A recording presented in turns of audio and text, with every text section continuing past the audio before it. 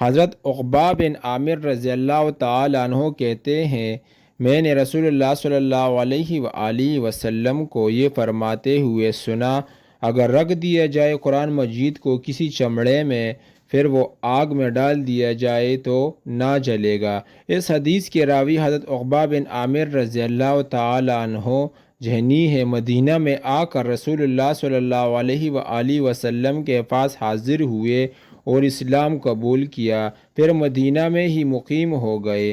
انہیں قرآن و حدیث اور فقہ کے ساتھ گہری دلچسپی تھی۔ حضرت عقبہ بن عامر رضی اللہ تعالیٰ عنہ نامور تیر انداز اور ماہر فنون جنگ تھے۔ رسول اللہ صلی اللہ علیہ وآلہ وسلم کی محفل میں ہمیشہ حاضر رہنے کی کوشش کرتے۔ کتب و حدیث میں آپ رضی اللہ تعالیٰ عنہ کی 55 مرویات ہیں۔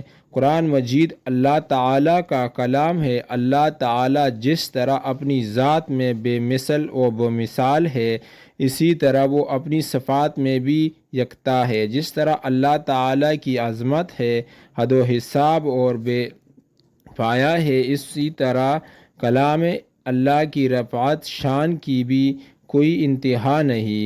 اس حدیث میں آتا ہے کہ رسول اللہ صلی اللہ علیہ وآلہ وسلم نے فرمایا، اگر قرآن مجید چمڑے کے اندر رکھا جائے اور پھر وہ چمڑا آگ میں ڈالا جائے تو آگ اس کو نہیں جلائے گی۔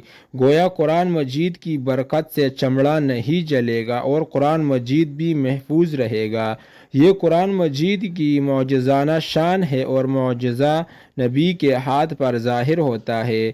یہ صورت رسول اللہ صلی اللہ علیہ وآلہ وسلم کے حین حیات تھی۔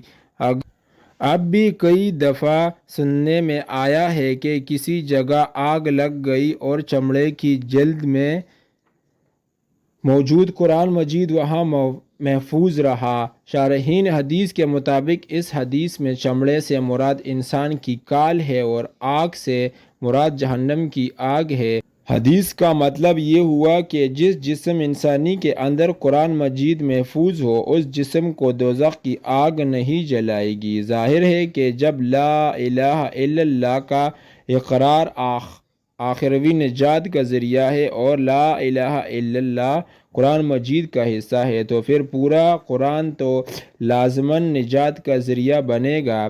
ایک حدیث میں آتا ہے کہ روزہ اور قرآن بندے کی سفارش کریں گے اور ان دونوں کی سفارش قبول کی جائے گی۔ جس شخص نے سالن سال محنت کر کے اس کلام کو اپنے سینے میں اتار لیا جسے اللہ تعالیٰ نے رسول اللہ صلی اللہ علیہ وآلہ وسلم کے قلب مبارک پر نازل کیا تھا، تو اس کی فضیلت کا کیا حال ہوگا۔ عبداللہ بن عمر رضی اللہ تعالیٰ عنہ سے روایت ہے کہ رسول اللہ صلی اللہ علیہ وآلہ وسلم نے فرمایا، صاحب قرآن حافظ سے قیامت کے دن کہا جائے گا کہ قرآن مجید پڑھتا جا اور بہشت کے درجوں پر چڑھتا جا اور ٹھہر ٹھہر کر پڑھ جیسا کہ دنیا میں ٹھہر ٹھہر کر پڑھتا تھا، پس تیرا مقام وہی ہے جہاں تو آخری آیات پر پہنچ جائے۔ رسول اللہ صلی اللہ علیہ وآلہ وسلم کا فرمان ہے کہ جو شخص اللہ کی کتاب کا ایک حرف پڑھے، اس کے لیے اس حرف کے بدلے 1 نیکی ہے اور 1 نیکی کا اجر 10 نیکیوں کے برابر ملتا ہے۔ میں یہ نہیں کہتا کہ الف لام میم ایک حرف ہے، بلکہ الف ایک حرف ہے، لام ایک حرف ہے اور میم ایک حرف۔ گویا الف لام میم پڑھنے والے کو 30 نیکیاں ملتی ہے۔ حافظ قرآن حفظ کرتے ہوئے قرآن کی ایک آیت کو بار بار پڑھتا ہے اور نیکیاں حاصل کرتا ہے۔ حفظ کے دوران حافظ دہرا دہرا کر اس قدر قرآن پڑھ لیتا ہے جتنا غیر حافظ تقریباً ساری عمر میں پڑھتا ہے۔ پھر حافظ زندگی بھر چلتے ہوئے قرآن آیات کی تلاوت کرتا رہتا ہے۔ ظاہر ہے رسول اللہ صلی اللہ علیہ وآلہ وسلم کے فرمان کے مطابق اسے ہر حرف پر نیکی ملتی ہے۔ اندازہ کیجئے وہ تلاوت قرآن کے ذریعے زندگی بھر کتنی نیکیاں کما لیتا ہے۔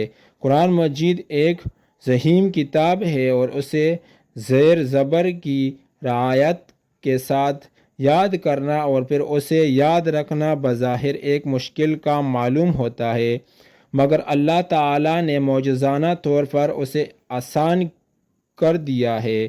چھوٹی عمر کے بچے کو حفظ القرآن پر لگا دیا جاتا ہے تو وہ 2-3 سال میں فوراً قرآن حفظ کر لیتا ہے۔ اپنے ارد گرد میں دیکھیں کتنے ہی بچے ہیں جو حافظ ہیں۔ اگر حفظ قرآن مشکل ہوتا تو بچے کیا بڑے بھی اس کو حفظ نہ کر سکتے، مگر ایسا نہیں ہے۔ ہمارے معاشرے میں ہزاروں کی تعداد میں بچے، بوڑھے اور جوان حافظ قرآن موجود ہیں۔ حضرت سعید بن سلیم رضی اللہ تعالی عنہ رسول اللہ صلی اللہ علیہ وآلہ وسلم کا ارشاد نقل کرتے ہیں، قیامت کے دن اللہ کے کلام سے بڑھ کر کوئی سفارش کرنے والا نہیں ہوگا، نہ کوئی نبی، نہ کوئی فرشتہ اور نہ کوئی اور۔ حدیث قرآن مجید وہ سفارش کرنے والا ہوگا کہ اس کی سفارش رد نہیں کی جائے گی۔ حضرت جابر رضی اللہ تعالی عنہ روایت کرتے ہیں کہ رسول اللہ صلی اللہ علیہ وآلہ وسلم نے فرمایا، قرآن مجید ایسا شفیع ہے جس کی شفاعت مقبول ہے، اور ایسا جھگڑا لو ہے کہ جس کا جھگڑا تسلیم کر لیا جائے گا۔ سورہ ملک کے فضائل میں منقول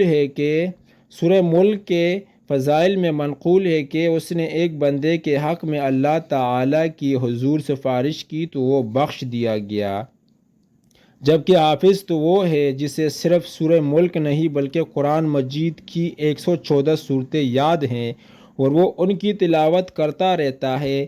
اس طرح وہ تمام آیات و سورہ کے فضائل سے مالا مال ہوتا رہتا ہے۔